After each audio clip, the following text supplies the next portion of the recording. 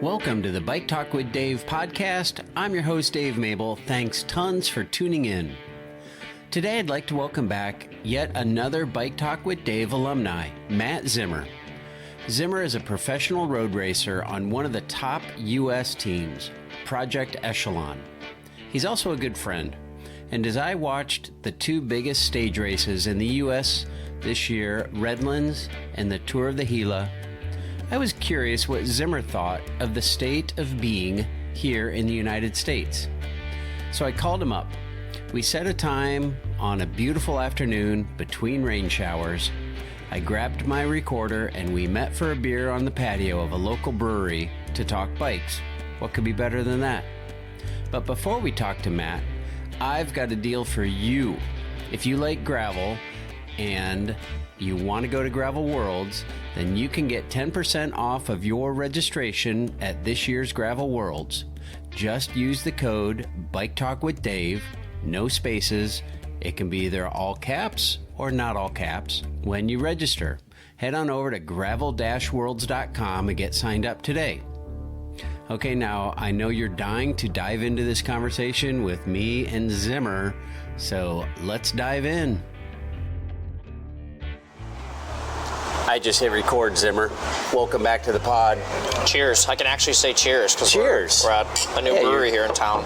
We are a new brewery, kind of new brewery, a new last summer. Brew house. It's fitting. We'll put it that way. It is very fitting, yeah. Lua, either or. Either or. Pick one.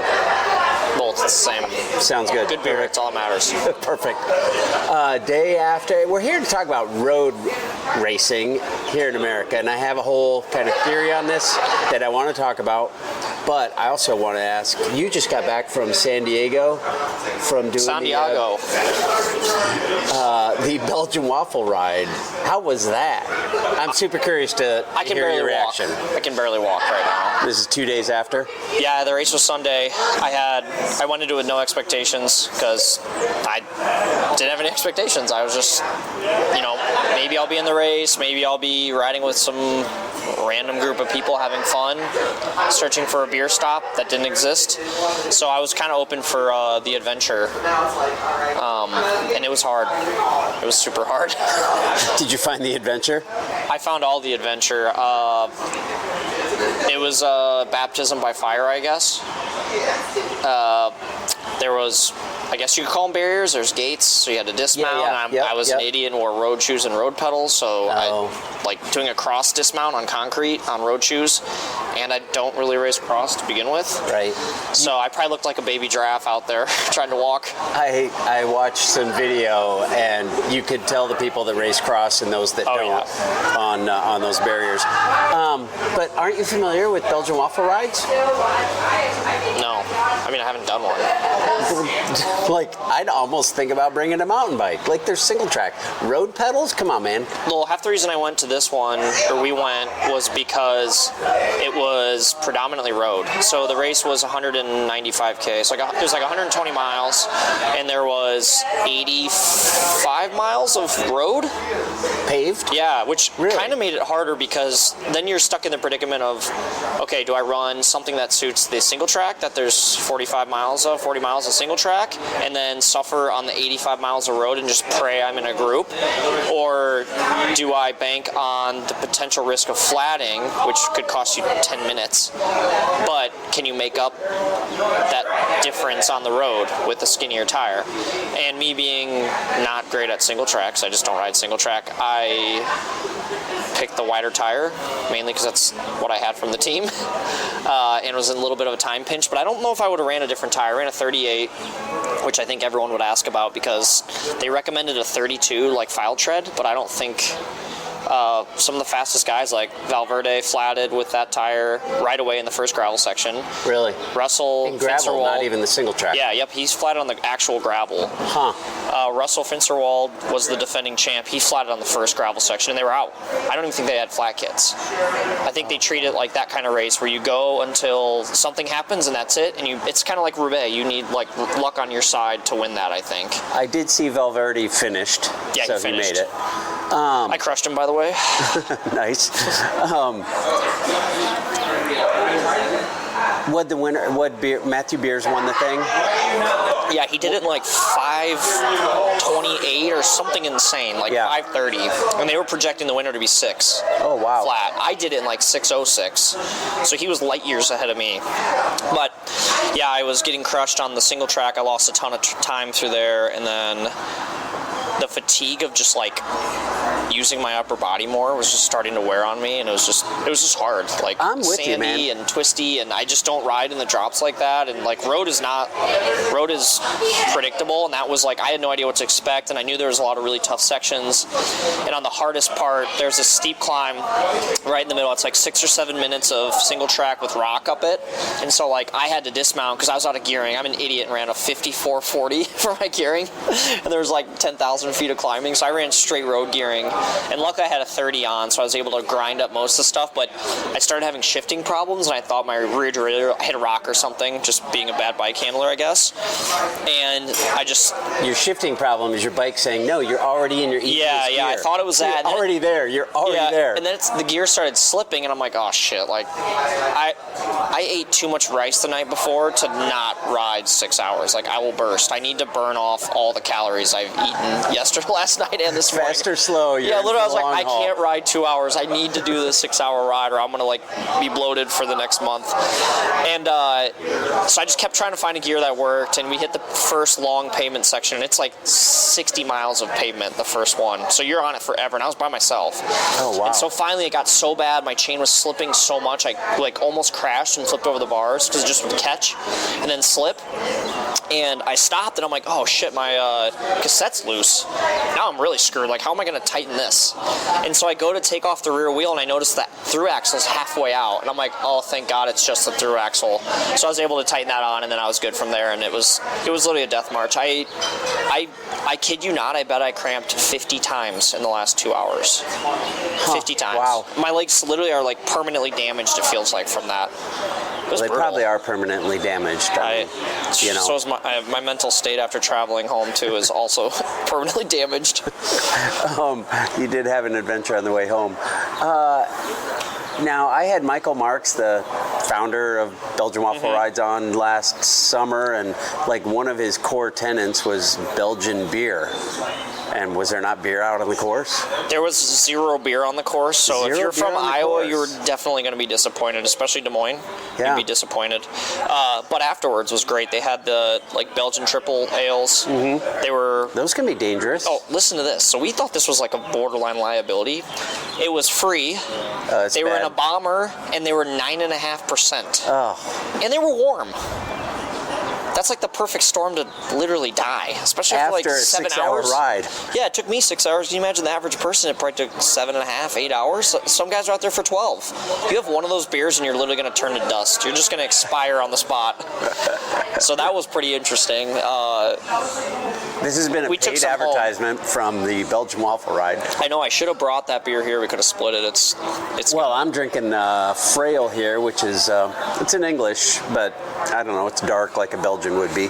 I'm on my hazy IPA because it's kind of summer out. It's like 80, and there's going to be a tornado tonight probably. Yep. Just storms. Yep. Hail. I'm definitely putting the car in the garage. But no, we need to talk to that guy and get BWR here in Des Moines. I think Des Moines would support it. I've heard some rumors that I mentioned it to him, on the horizon. There's a little crowdfunding that needs to happen, and then I think they could pursue it. I think we'd be a good spot. I want to go back to your 33s and single track, because I did the Core 4, which is some pavement, not really much, gravel, and single track. And all I had was 33 file tread. Yeah, what you're running for cross. Yeah. Yes, exactly. Yeah. And oh man, I was dying after the single track. Like, I went into it great. The first 3/4 of it, I was like passing people, and nobody'd come around me. Like the last quarter, like people are like, "Hey, can I get by you? Can I get by you?" And then I get back out on the road, and it's like I'm just cooked. Yeah. Like, I just limped home. See, mine was the opposite. I would get waxed in the single track, and then the minute we hit the road, I would just ride away from people. And I had a guy actually come up to me. This group kept like catching me on the single track, and then I'd leave him on the road, and then he'd catch me on the single track. We did this for like literally half the race. When the guy comes up to me before the final climb to the finish, he goes, "Man, you have just the weirdest power profile." I'm like, "What?" I'm like, "We're going astronomically slow because everyone's cooked, and I keep leaving you on these like slight uphills," because they were blown. I was blown. There's times where I was pedaling with one leg, and then that leg would cramp, so I'd switch legs, pedal with that one, and then the final descent, I could not pedal. I had to coast down the final descent, and then they hit us with like one little kicker through this college, and I took a wrong turn, and I couldn't pedal to flip a UE. And I was just like, oh God, I hope I have a big enough gap to just like use my momentum and like push myself like a scooter to try to get to the next little downhill to coast, because I was so in the box. It was bad. I don't know what happened out there, but Well, you're a roadie. It's different roadie, than road. yeah, using different muscles. Different than a 45 minutes waterworks criterium. And I'm on a different bike, so I don't know if like my seat position was different, because it's just a bike I don't ride a ton. But yeah, it was fun, because for me, being a roadie, it was like something new and fresh, and like I said, there's no expectations. When there's no expectations, it's kind of more fun. It's like, oh, sure, shit, I flatted, so I guess I'm done. Or, oh, hey, I'm in the lead group, which I was for like the first little bit, and then they left me on the single track. So yeah, there's just like, it was just kind of fun, and it's cool, the atmosphere around it, because it's such a festival. Like we bumped into one of our sponsors, Cask. We hung out with them at their tent for like 3 hours, and they were all from Italy and stuff, so it was really cool to actually meet like some of the sponsors in person, and Jack Rue was there, so it's a good way to connect, and also bump into old biking like friends from college that I raced with that are strictly gravel people that I haven't seen for a couple of years. And like, I actually know Matt Beers, the guy who won. I know him from like 10 years ago in college. He stayed in our dorm for like a month because he was friends with my roommate. Oh. And we raced together, so kind of a small world, and seeing some people. So yeah, it was great. It was really fun. Sunday night I said I wouldn't do it again, and then I went to In-N-Out and had 2 cheeseburgers and a shake, and then I was like, you know what, that wasn't too bad. A couple beers. I'm like, oh yeah, I'll definitely be back. So we'll see if I do any more this year. You just said that on recording, right? Mm-hmm. That's the same as writing it down. Yeah, I'm in trouble now. Yep, you are in trouble now, especially if it comes to Des Moines. That'd be super fun. I think Des Moines would be the perfect venue for it. I don't know, our single track hard enough? Well, theirs was flowy. There was no, like, if you weren't racing it, it wasn't sketchy. And it was only sketchy because you're trying to run the thinnest tire you can run. You're running a race tire. As fast as you can. Yeah, like, there's plenty. I knew a guy, he came up to me afterwards. He ran a 34 Corsa Pro, which is like a legit road racing tire. Like, it's a race tire. Huh. And that's what he ran, and he didn't flat. Wow. And there was other people who ran 40s and flatted. So, you know, it's just, I think of, just skill and chance. See if it's dry here or if it's perfect here. It was just like Denman's. Could rip. It was just like Denman's, that kind of track. Like, single track, but flowy and packed dirt, a lot of sand, kind of some double track. But for here, you'd get more traditional gravel like you would at Unbound or something, where it's, an actual gravel road and a 2x2 trail or fire road or whatever. You can put a combination of everything. Yeah. There's so many level B roads down south here, so I think it would be epic. And you freaking connect it with all the dots with the trails. Yeah. Be kind of fun. Yeah, that's what, it was kind of like going on bike paths, and it was just cool because you could see how it's the future of racing for a lot of people, because it's not even really a race. It's like doing an Ironman. Half the people that do it are there to complete it and kind of like shoot for their best time. No one's like, oh, if I need to beat this guy, because there's just too many variables. There's so many people. We started at the back, and we're like, we can't be back here. So we just like walked outside the gate, which we shouldn't have, and then we just put our bikes over the fence and hopped in. But I'm like, we're in like the pro race. We can't start 5,000 people back. No, you can't. I was actually watching the live stream to see if you got a call up. Yeah, right. They That was good. I didn't. I would have just let everybody down right away. We would have been cheering. That was fun. Hometown hero. Yeah, that was good. Takes on San Diego.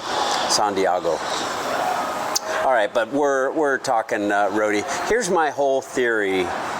I've always felt that, like, I've always gotten. I have every issue of Winning Magazine. I've got Velo News back to when it was a freaking folded newspaper. Do you have the big ones when it was like... I got the big ones. Those are the best. From like the 90s maybe, right? Yeah. 90s, they were big with freaking Greg LeMond best on the pictures cover. ever in there. Yeah, that's when for it was sure. good. Yeah, 100%. But all the coverage, most of the coverage was... The majority of the coverage was always European racing. And I'm like, dang, man, like somebody needs to do an American racing magazine. Of course, magazines barely exist now, so it wouldn't be a magazine, and who goes to websites anymore? So we get all our information from Instagram or whatever. But somebody needs to cover American racing. Like I don't know who's at Redlands. I don't know who's at Tour de Gila. I don't know who's at Joe Martin. Cycling News does a decent job. Rest in peace. Cycling News does a decent job of covering the day-to-day stuff, but I think it gets lost because there's always like World Tour stuff going on, so it gets like it's hard buried. To find it. Yeah, it gets buried. It definitely gets buried. Right. So I was just thinking that, like, you guys are so stoked.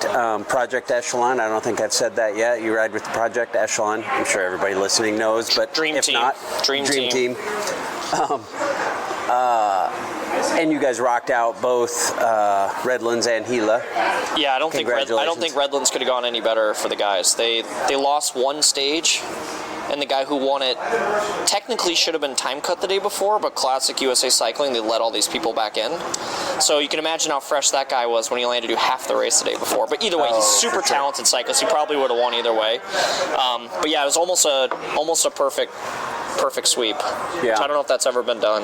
That's awesome. Yeah, it was killer. I wasn't there, but I definitely had a little FOMO because I've been there in the past, but you know how stressful it is where you're just happy to win. Like it's hard because on our team we've won it 2 years in a row and now 3 years in a row. So like it's the expectation. And what I heard from the guys relaying information back after the first couple stages is people are willing to let us lose and them lose. Like they were okay with like if a break goes up the road and gets 12 minutes, because that's what happened day one of Gila. A break got 12 minutes or 13 minutes with 20K to go. And you guys weren't in it? We weren't in it. None of the other good teams were in it. And so it was a standoff. Chase. Yeah, it was a standoff. Everyone's looking at each other. It was like the Spider-Man meme of everyone just pointing their guns at each other, and everyone looked the same. And finally the guys were like, okay, I guess we got to pull, and they pulled it back. So Who's they? Our team like pulled Echelon guys? Yeah, so like it's just like it's expected now for us to ride. And so it's like... And everyone just waits and watches. they just wait, yeah. So it changed the dynamic a little bit and makes it... Like, it's just expected now, so it's very different. Because I remember growing up and being on teams that you knew UHC would pull, or you knew... Sure. You knew it was their responsibility. Like, you're the best team here. Like, we're not touching the front. I don't care if that break wins. Like, we're here for stage 3 or whatever our stage is circled on our calendar. So yep. It's very different being in that role. Yeah. I won't say I've never not had that thought. That was 3 negatives. I don't know. Is that right? Never. I won't say I've never not had that thought. I.e., I've had that thought. Like, I'm not pulling. Like, I'm not seeing the front. Yeah. I'm sitting back here. Let those guys do it. Yeah. But who are the other teams? Who else should people listening be quote-unquote fanboys of or fangirls of? Like, who are the other teams that show up at Redlands and Gila? Who are the teams in the U.S. that are the teams Redlands, in the U.S.? Obviously, you have to always count on Legion being good. They always have, like, Robin Carpenter's a danger man. You can't trust him. He had he lost like 5 minutes the first day or 3 minutes, and we were joking. I saw some stuff on his Strava where he's like, well, I guess the GC's over, and like our old director commented, goes, yeah, I don't trust you as far as I could throw you or something, because like he's just like, the minute he gets up the road, he's like the most dangerous man ever. So like they're always a threat we watch out for. Some of the NCL teams, rest in peace, like Stephen Bassett was on NCL, Denver Disruptors. Obviously, he podiumed every day, and then spoiler alert, the NCL folded, and we picked him up as a rider. So that's a win for us. It is a win. And, yep. He's just a great dude. So it's like great that he found life after the NCL and didn't. He was messaging me. He's like, I need help. Like, tell Eric I need to get on the team. Our director. I'm like, dude, trust me. I definitely will put in a word for you. And he's like, I'm too fast, like, not to race. Because if you picture, these guys do all this work through the winter, and now it's race time and your team folds.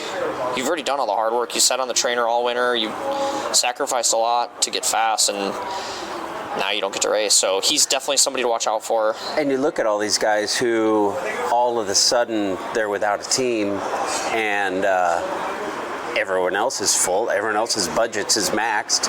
Everyone else is like, sorry, dude, ain't got room. Now you find out who's bluffing it, whose budget's actually full. Because a lot of guys they find got a little picked up. bit more. Yeah, you always find a little bit more when the guy's really good. So that's good. True. That is good. But that's NCL folding was. That's a whole nother podcast. I feel like that we can go down the rabbit hole of that. I'm super curious because I don't remember what it was called. It was like. There's been a million leagues. Every year there's a million leagues. There's some new league with all this hype and all this money, and then magically it's gone in a year. Why doesn't it work? I think our director, our team owner, Eric, has pitched this idea where instead of starting a new league, why not invest in teams that are already existing and get them to different races? Like, look at Green Mountain Stage Race. I would call it a regional level race, not quite national. Depends on who shows up, depends on the year. But killer venue. Who doesn't want to go race their bike in Vermont in September? Like, it's epic. It's a perfect way to end the season. And it's hard to get to versus if you have a league, why do you need to start all these new races? Why can't you invest in races that are already existing with the infrastructure? They have the permits, they know what it takes, they're familiar with the city, they have the courses, they know what works, they know what doesn't work, versus trying to start a whole new league and exclude other teams and make it way more flashy and all this hype versus why not just help? You don't need to reinvent the wheel. It's happened every year. They had the NCC, National Crit Calendar, then they had the NRC, and then they both split up, and there was NCC and the NRC, and there were different points, and then they merged and made the Pro Road Tour, or whatever the hell it was, and it's like, and then all of a sudden, if you were a varsity team or whatever they called it, you had to pay a giant fee at the beginning of the year just to be in the points running. So you're paying to be considered a team in the points. So it's just, I don't know what the backing is. It's like everyone thinks they're gonna make it a pay-per-view sport, and it's just not gonna be. It's about it's about investing in like the grassroots opportunities and getting these events that are already established. Just get more teams there. If 10 of the best teams in the country agree to go to Green Mountain, it's going to be one of the best races, and everyone's going to make it a target versus it being, oh, hey, like we've got an opening in our calendar, let's go to that race. Right, which is kind of what the calendar sounds like. Yeah, it's totally, random and chaotic. There's nothing after nationals. Right, for sure. When you expect a continental team, we pay $30,000 a year for a license just to be a pro team, and that doesn't get you anything in the U.S. So unless you're going to go to Europe, why spend the fee? And certain teams, there's a couple teams that spend it, and you're like scratching your head, like, what are you doing? The whole point would be to go to Europe, get that experience, and come back and be able to do something with it. Because it is great, it's fun, you get to travel, it's super hard racing, it's stressful, and then you come back to the U.S. and it's like a breath of fresh air. And it's invigorating, and it's good for the sponsors that you're getting time in Europe, but also prioritizing the U.S. races. Is the issue media? Like there's nothing in it for sponsors? No. And that's why something like NCL is like, we're going to revamp cycling, we're going to make it super spectator friendly, we're going to make it TV friendly, we're going to put it in downtown and do lap after lap, we're going to mix the men and the women, we're going to mix all this up and just make it a super, like, I don't know, arena football or something. It's a good question, but... And it doesn't work because that's not... But if you think of that... Everybody's at freaking Unbound racing. Then how come winning Athens Twilight doesn't get you on a team when there's 40,000 spectators? It's like 10 deep across the whole course. Did you watch it Saturday? It's insane. Athens Twilight is... It's insane. In that race, Thomas Gibbons won it, and that won't get him onto a new team. It's because it's a crit. It's a crit. But if the point is to get viewership and media, those are the most exciting things to watch. I'll do another one. So... I don't know if it's that's a really good question, actually, if it's a media thing. Because Redlands... I feel like it is, because it's like...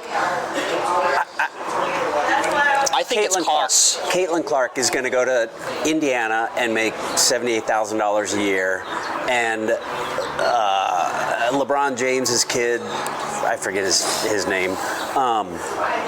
What's his name? Bobo James, Little James, whatever. No I only know Caitlin Clark, we'll put it that way. Fair enough. He'll get a contract for $12 million in the NBA. Why?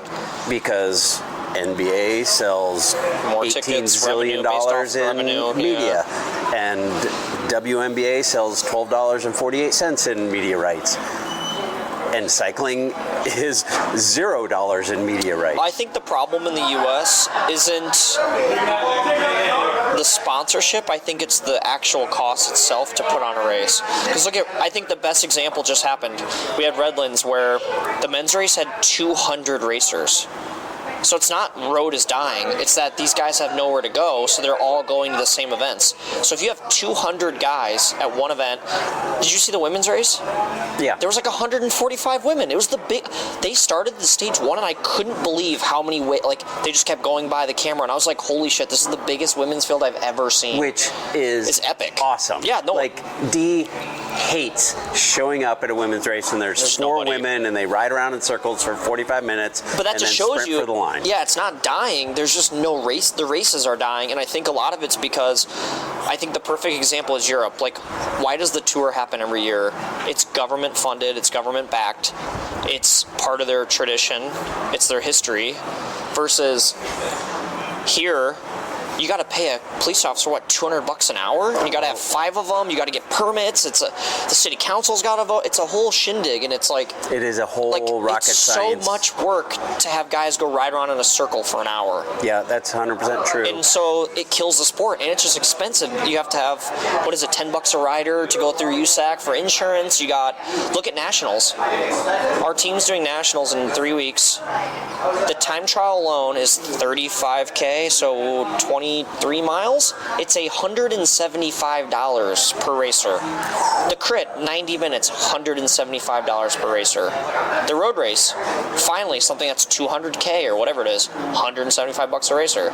So nationals is a money grab because it has to be. How else do they sustain getting USA Cycling? Yeah, how do they get their entire crew there? How do you pay for an announcer? How do you get the live stream? How do you get it on Flow bikes? Like, all that's so expensive, and then the police alone, you get 20 police officers on motorcycles. That's an insane amount of money. Insane amount of money. It is super expensive. Yeah, like, it's a sport that thrives on a club putting on a race, and their racers that belong to that club volunteer when they're not racing to go stand on a corner with a flag and hope a car doesn't kill them. Yeah. So it's really interesting if you think of it in that terms. It's like, how do you change that? And that's why so many people just have business park crits or crits at parks, because it's Waterworks. Easy to do. Thank you. Thanks. So I honestly think that's the biggest issue. So, Rafe, kid here in town, he's 15. He's fast. He's super fast. And he messaged me, and I was like, we talked on the ride. I didn't know he's 15, which is insane. It is insane. He's so look 15. Good. Yeah, and I was like, dude, if you ever need anything, just let me know. I would love to try to help. I don't know what I can provide, but I've been in the sport long enough. I feel like I can give you some sort of value. You keep saying you're old, and you're not even I'm old compared to what it takes now. So he messaged me, he goes, how do I get to like a pro? And I was like, well, I think you're young enough where if you can get to nationals and win nationals, that's it. You get into the feeder pipeline, and all of a sudden you get USAC funding to be on the national team. They want you to go to Europe. They pay for a lot of stuff. And that's the barrier to entry in cycling in the U.S. is so great because a decent bike's $4,000. Oh, and like I just said, nationals is $175. How do you expect a 15-year-old kid? His parents have to take time off from work. They have Hotels, to take PTO. travel. They have to take him all the way to the East Coast to race for 45 minutes. Right. And hope he doesn't break his $5,000 bike. With 2 pairs of $2,500 wheels. Exactly. So I'm trying to find ways to get him there because it's a cost thing because it is for every racer, right? Like it's 100%. I couldn't go to BWR if I wasn't on this team. We got a rental. I was thinking about doing a cost analysis of, okay, we got a rental car, we had an Airbnb for 4 days, you eat out, and if you're not eating out, you're getting groceries. What's race entry fees at those? $350? Probably. Yeah, it's insane, and that's assuming you don't break anything when you go and race, which is you probably have a good chance of breaking something. Right, I mean, right. I thought I broke my bike. At least get a flat, which is $45. $75 tire. Tires aren't even $45 anymore. And obviously it's a business. Yeah. USA Cycling is a business, but how it's supply and demand still. How do you get these guys to go to these races when it's it's just so expensive? Yeah. No, that's 100% true. Well, the answer is grassroots, right? Yep. Stuff like Waterworks, stuff like I don't know. I was listening to the Gravel Family podcast today, and they had Cole and Kelsey Ledbetter on, and they were talking about their Redfield gravel grinder. And it's totally grassroots. Like, that's 100% grassroots. People like that because it's authentic, right? Yeah, for sure. But it's also a place for kids like Rafe to, like, prove that they're as fast as Jake and as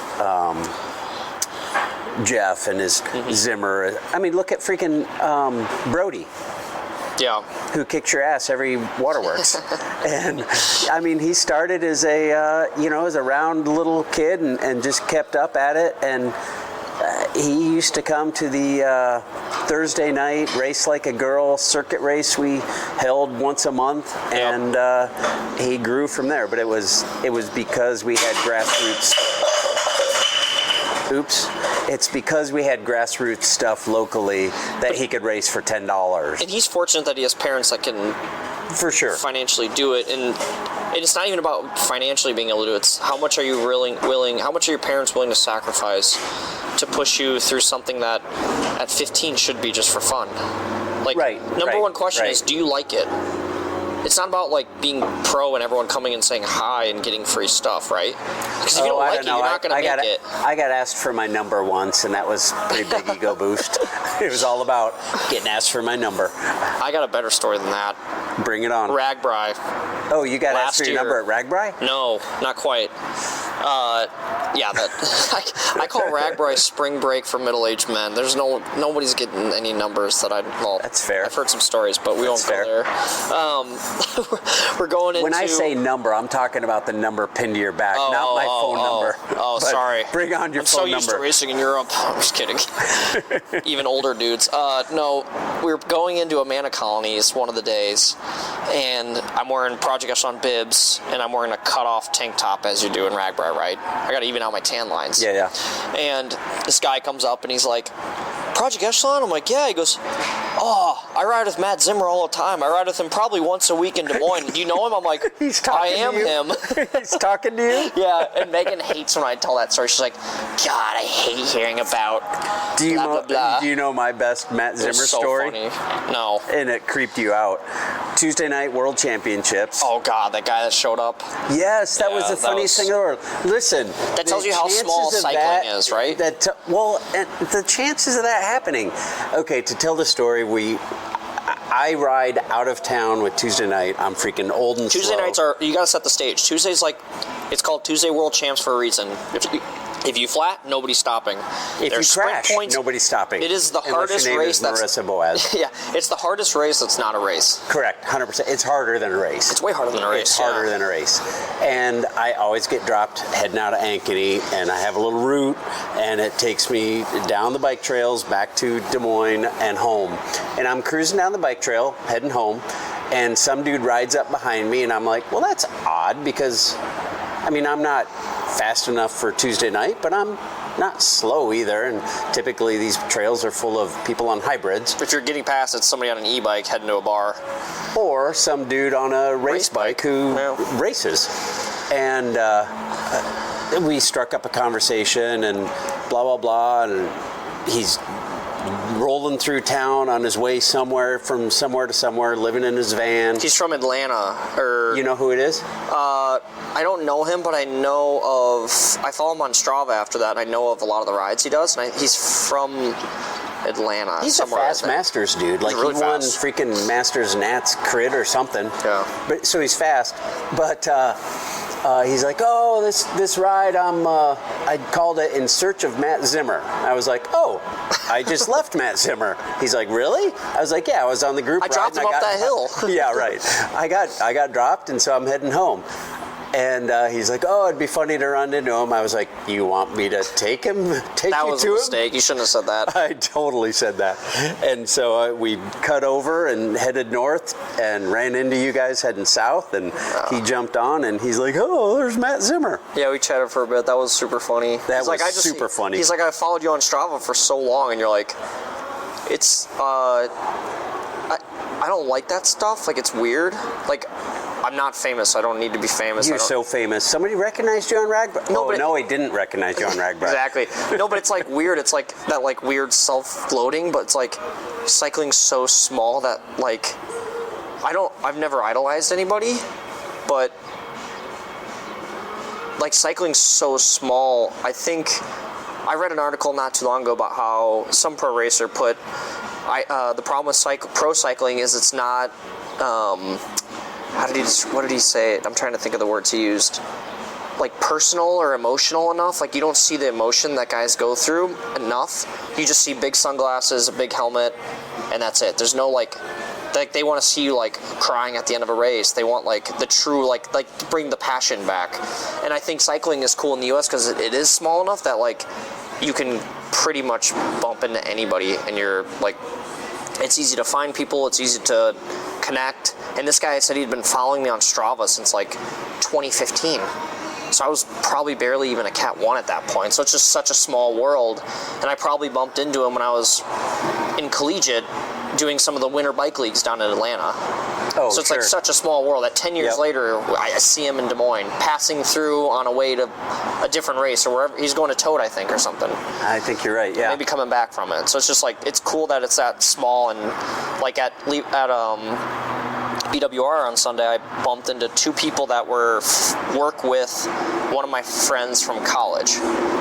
And they were like, yeah, I was told to come say hi to you. Like, you said you'd have Project Echelon stuff, and Eli says hi. And I'm like, oh, yeah, I went to school with Eli. He's like, yeah, I know, I work with him now, and we're both getting our pilot's license. And I'm like, that's wild. Oh, that's super cool, actually. Yeah, it's like a small... Fly me to a race? It's a good community. I think people like cycling because of that. I do, too, and it's also relatable. very approachable. I think it's, like, you go to a big race, like... Schwamigan or, the freaking Jingle Cross and like the cyclocross races where they're at a camp for the whole weekend. Nobody's so pretentious. Nobody's so protected. Because you can't be. Where are you gonna go? And you race your bike. The best guys are making $50,000 a year. So it's like, what? What are you pretentious about? And I think it's funny we talk about that because I think like when we were in Spain. When I raced in Spain earlier this year with the team, the guys that treated us the best, being we're a Division III team in a legit pro race, we're the only Division III team. Wow. The Division II team, so the pro Conti teams, treated us like shit. They were mean to us. Anytime they could hit you, they would try. Like they would just mouth off. Like Team Cinzano and Breaking Away. Yeah, literally, like frame pump through the wheel. It was stuff like that. Like they were like just mean. And then the World Tour guys were like the nice people. It's like they already made it. There's nothing to prove. There's no egos. And in the U.S., I think that gets in the way of these crits where it's like people are like ashamed at how little money there is in the sport, and that's why they're secretive about salaries, and it's like nobody wants to admit that it's a glorified hobby, and they just want to tell themselves they're trying to be a pro, and like they're just not. Right. And it's right. Hannah like, Shell works for a living. Yeah, everybody does. Like, right. You do. And you ran payroll from the airport last night.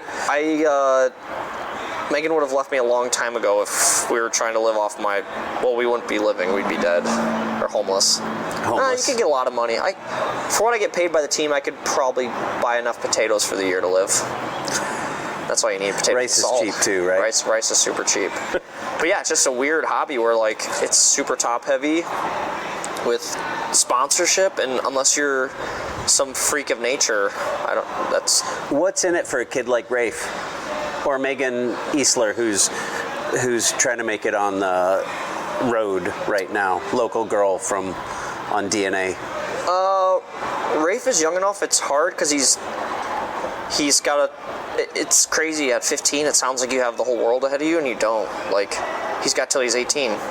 With the ways cycling's progressing, these guys they're just getting younger and younger when they're getting swooped up for these super cheap contracts, because these World Tour teams, if they can buy some kid for $60,000 a year when they're 19 or 15 or 16, 17. Isn't that $1 million to an 18-year-old? Yeah, but think about in 4 years when they're winning pro races. What do they cost then? So it's a low risk for them to pick up a cheap rider with a lot of potential. And that's what's happening in the sport. Not in America. Not in America, but UAE's team, they have a feeder team that's a bunch of 17-year-old kids, and it's a way you pay some kid $15,000 a year, and they feel like they made it, and you get them all the cool stuff, and they do all these badass races, and you can have them guest ride on the World Tour team. And in 2 years, if they're not where you think they would be based off their testing, you boot them aside, and it costs you $30,000. Is that any hope for an American kid, though? There's an American on that team, actually. I know, but one out of how many? That's the hard part. 35,000 USAC. That's why his biggest priority needs to be going to nationals and winning Nats and getting into one of those feeder programs. Kit and once you get to hot Europe. Tubes, like they get you on a Team USA, you get to do these junior cup races, and like once you're in the pipeline, you're good, but it's hard to get in there. You get like it's like priority boarding on an airline. Like if you have that, you're going to get on there first. But if not, what are you going to go bug the person and they're going to like eventually upgrade you? Probably not. We just talked about getting up on the airplane first, and the only thing that gets you is sitting on the airplane longer. But disaster. Or you can sleep in the airport. I didn't sleep. I believe that.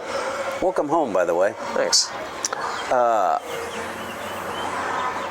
Juxtapose what you just described to, and I know they went over there, Peter Stetina. Who else is back on the, Ian Boswell with the, I wouldn't say he's not. Old World Tour guys who gave up the World Tour guy to come home and race gravel. I don't think they get, okay, so. Stetina, he gave it up. I have to eat my words a little bit, because I always gave those guys a lot of shit for doing that. But after racing with them at Levi's Fondo a couple weeks ago, I totally get it. Like, you get to do your own thing, your family's there, it's a one-day event, it's cool, it's super low-key, it's kind of fun when you, like, have to prepare on your own for, like, oh, I don't have a team car. I have to, like, carry my own shit. And if I flat, I gotta change my own flat. So, like, it's very different. And the money is so good that those guys are like... Is it so good? Is that a way for Rafe to go and be a professional cyclist versus trying to kill himself and get on some Belgian squad for $15,000 a year? But it's the same in gravel. The top 10 guys make a killer living. Hundreds of thousands of dollars. And... 11th place? Some of them. Well, yeah, this race, it was a Fondo. I got 8th. First place was $10,000. Oh, wow. What'd you bring home for 8th? 0, and it paid out 5 deep. But 5th was still $2,000. Oh, wow. But you're going against 10 World Tour guys, ex-World Tour. And just because they're ex-World Tour doesn't mean they ain't fast. For sure. They got on the World Tour for a reason. Like, Stetina still dropped me like a bad habit up the second climb. And it was funny because you're like, oh yeah, these guys they're obviously they're still good. It's not just like a retirement. Well, he didn't do that to not race. He left to leave the world tour lifestyle, I feel like. I could believe it. I mean, he's got a family, I think, because they were at the brewery afterwards, after Levi's Fondo, and I mean, if you can make the same amount of money and have a family and do 5 events a year, why would you not do that? It's just like, here's my example. Do you think that's the way the travel a kid like Rafe should go? Like, should Rafe be like racing gravel and like... No, because all those guys got their experience on the road. That's how they got their strength. That's how they got their experience. They're all world tour for a bit and then come back. The only person that wasn't was Matt Beers, and he raced pro mountain bikes. Same thing with Russell, pro mountain biker. Keegan, pro mountain biker. All those guys could probably go world tour. They just chose not to. Could go or have been. Or have been, exactly. Yeah, so you're right.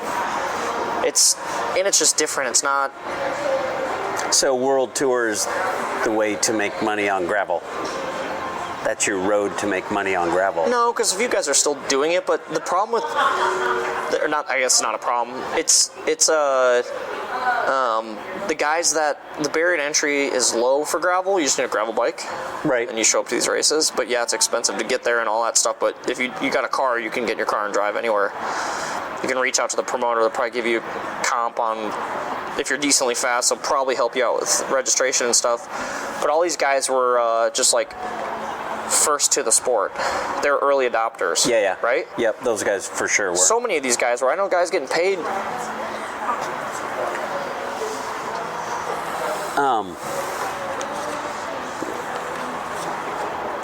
Did you buy my beer? And I'll send someone else out. You just closed your shift. Yeah, we're just switching for the afternoon, so I'll send someone back out. Oh, cool, perfect. Just to check up on you. Need a receipt at all? Nope, thank you. You're welcome. Thank you guys. Enjoy your afternoon. Cheers, you too. Thank you. These gravel guys were just early adopters, right? They were first they to the were scene. for sure. They were. You're right. They were winning these races like they took a big risk doing that. Huge risk. Like the guys winning Unbound 5 years, 6 years ago. No one knew what Unbound was. There's 1,000 people at it now. Now you can't even get into it. Right. You can have all the money you want. You can't get into it. It's a lottery. So, but it's cool because like being in that circle, all those guys are friends. It was really friendly being around them all and. They're all good sports, and it's just like, it's freaking hard racing. Like, it was legit hard. And I can see why there's no team tactics, as half these courses are designed kind of to prevent that with these big-ass climbs. And what are you going to do with single track? Are you talking Levi's Grand Fondo, or all are you talking BWR? All of them, yeah. Levi's Grand Fondo is 140 miles with 15,000 feet of climbing. Whew. Unless you're Team Ineos, how are you going to do team tactics up an hour-long climb 100 miles in? The strongest guy is going to leave you.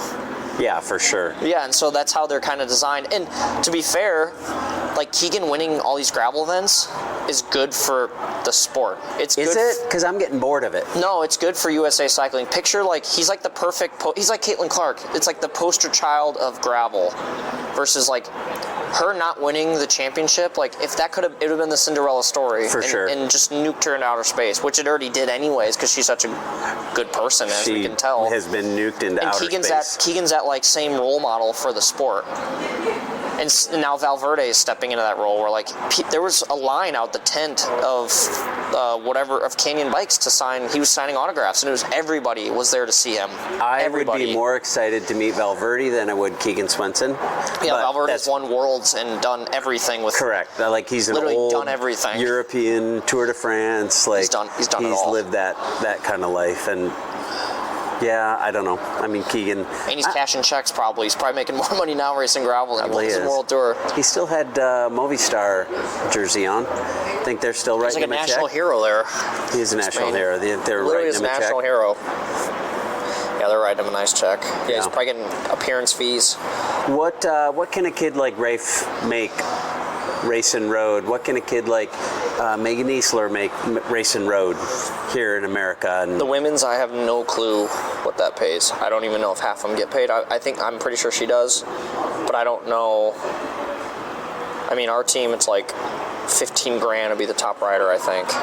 That's me guessing. But you're not really doing it for the money. Like, I would give up. As you said, I would give up so much to relive some of the stuff I got to relive. Really? And think about it this way. Every job I've ever gotten has been from cycling. I've never submitted a resume. And I do accounting and finance. So it's you get life experience, you get to travel, you get to meet tons of really great people, and you don't do it. No one's doing it for the money. Like, I can guarantee you that. Why would you?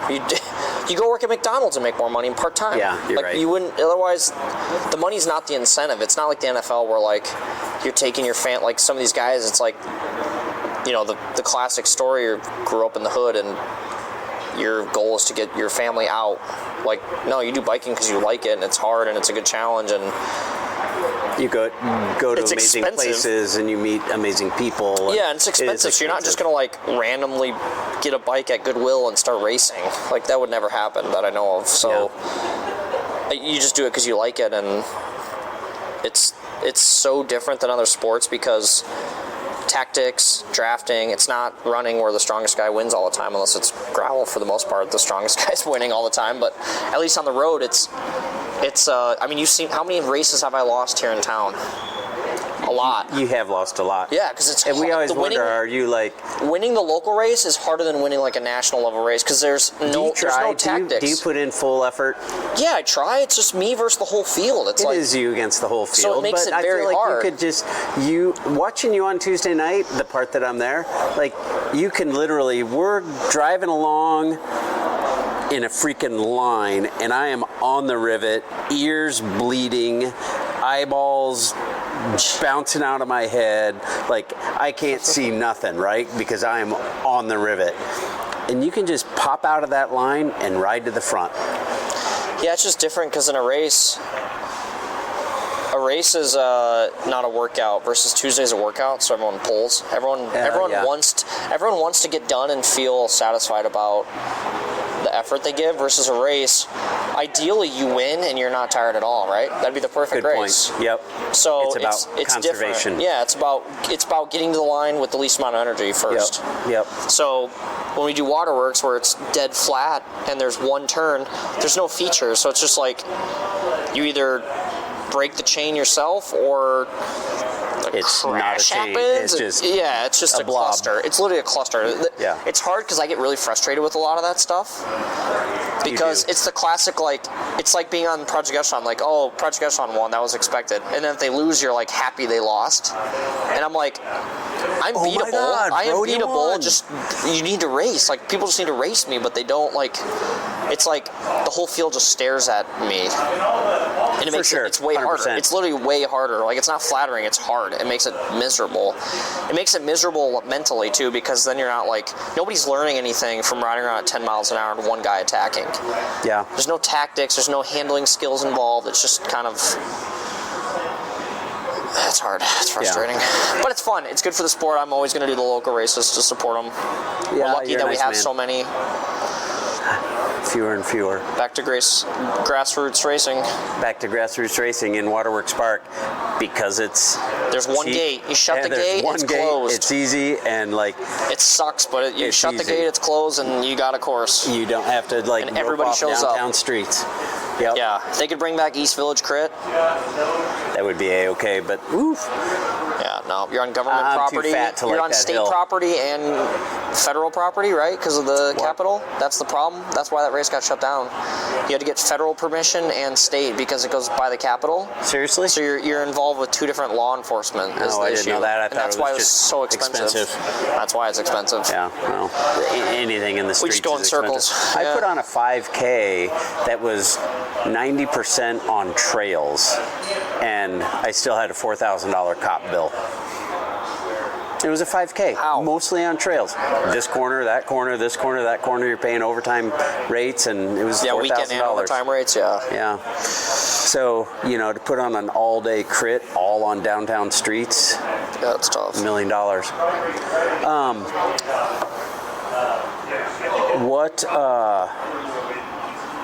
Shoot, I had a really good question to follow up something, but I don't remember what it was. Until I went on a 10-minute ramble about whatever. Yep. I'm so bad. Half these podcasts, I feel like I'm just like going down these rabbit holes, and I'm like, just tell me when to stop, cut me off. They're like, oh no, that was okay. Do you guys keep your Sticky Bottle podcast up? Oh God. I feel so bad we haven't, because we've done so many cool things this year. And it's like, just like me yesterday, you want to have a podcast, but I haven't slept in like 37 hours now because of a delayed flight and then a canceled flight, and I sat at the airport all night, and I got home 10 hours after I was supposed to. And all those little things add up, and you're like, I can't do it Monday, let's push it off to Tuesday. Oh, Tuesday, I forgot we have book club, or somebody always has something and it gets pushed off. But I need to make it a priority, because we have a lot to go through now. The guys have won 2 stage races in the last 2 weeks. For sure. I need to get them going. I actually knew the answer to that question before I asked it. Yeah. And I don't mean to shame you, but I looked back and I was like, Tour of the Gila recap, and I was like, oh, awesome. But it was last year? It was last year.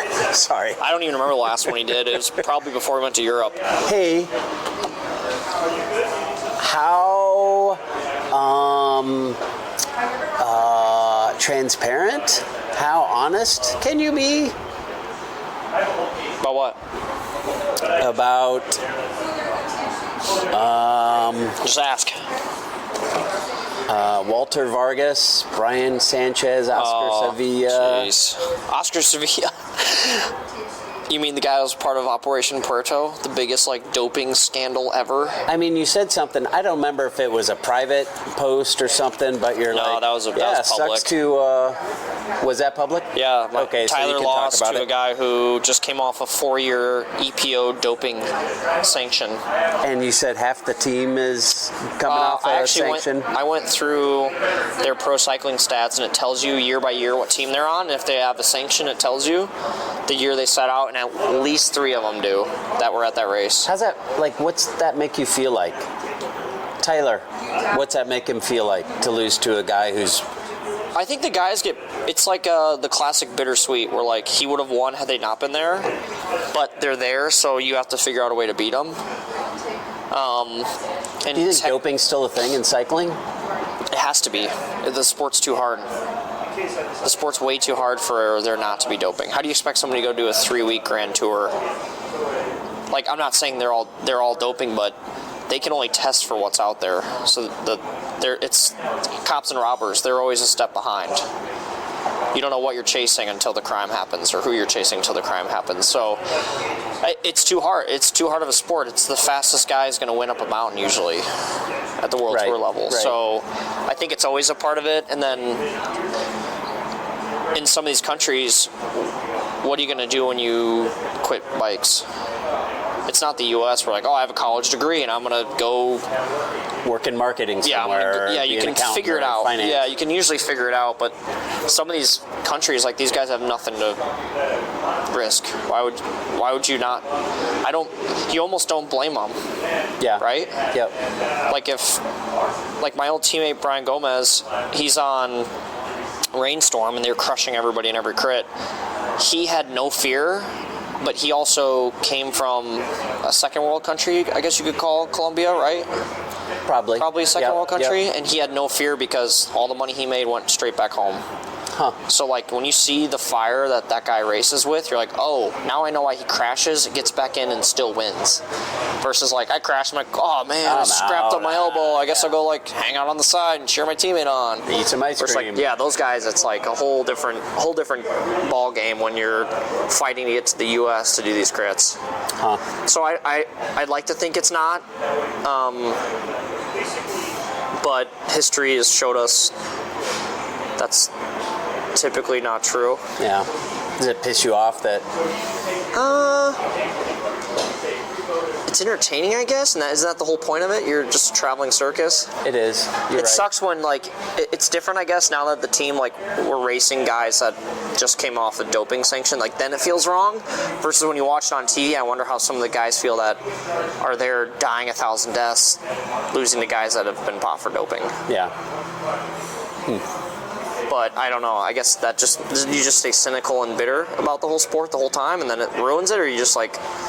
It's just entertainment. It's just at the end of the day, it's literally like for me, it's entertainment, right? Yeah. Yep.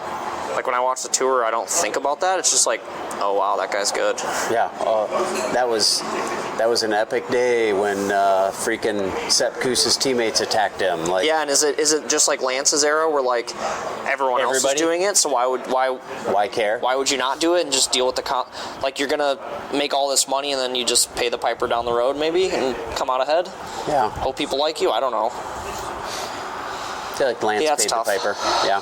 Yeah, he's doing all right though. I think financially. I think he's back to doing. Still lives in Aspen, so he does still live in Aspen and bought a new house in Austin recently. So yeah, two of the poorest zip codes in the country. I think Aspen and Austin. Right, two of the poorest zip codes in the country. That's where I'm real struggling. All right, dude. Thanks for talking road. I think it'd be fun to come on. We talked last year about getting together for a pre-Tour de France Americans to watch preview. Would that be kind of fun? Yeah, I think so, because there's all the Americans in the World Tour are not just pack fill. They are like they have a role. Good guys. Like it's crazy. Like everyone. Once again, you act like USA Cycling is dying. U.S. Cycling's dying, and we have 10 guys in the World Tour who have all won stuff already this year. All of them. Will Barta, McNulty's won like 3 GC stage races now. Like Sepp won a Grand Tour last year. Like Jorgensen won Paris. Like the list keeps going. Quinn Simmons has almost won a Monument. It's been super close. Like it's insane. Yeah. So I think that could be good. That'd be fun. Yeah. All right, we'll do it. Dude, thanks for coming on. Cheers. Cheers. I feel like U.S. road racing is in great shape with guys like Zimmer in the peloton.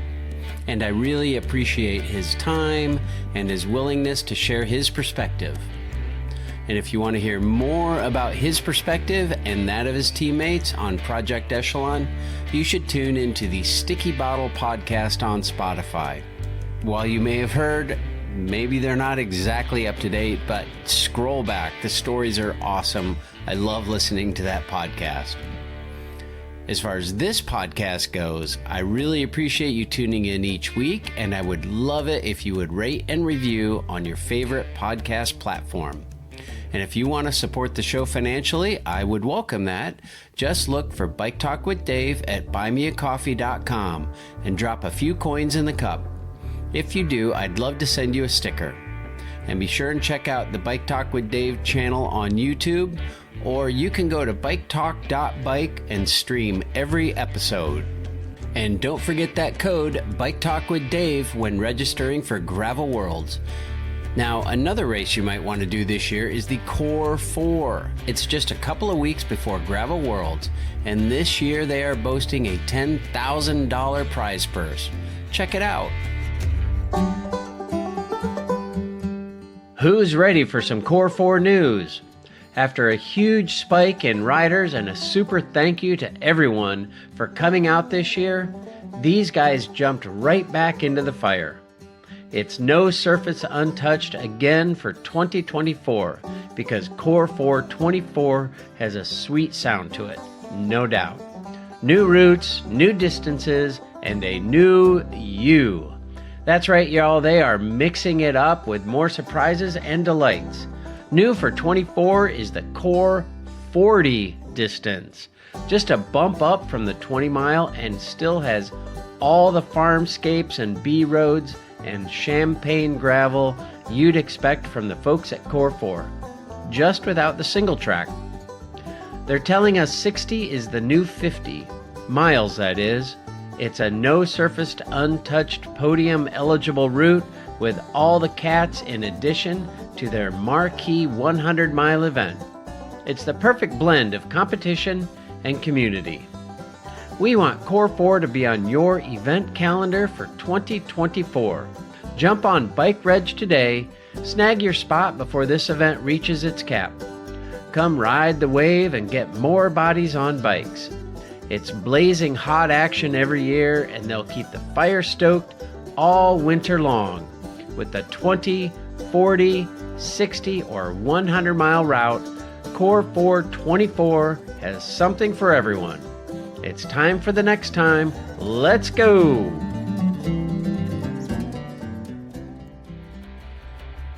Well, I'm stoked for all things bike. Road races, gravel races, sweet single track, and I hope you are too. Thanks again for listening, and remember that nothing compares to the simple pleasure of riding a bicycle.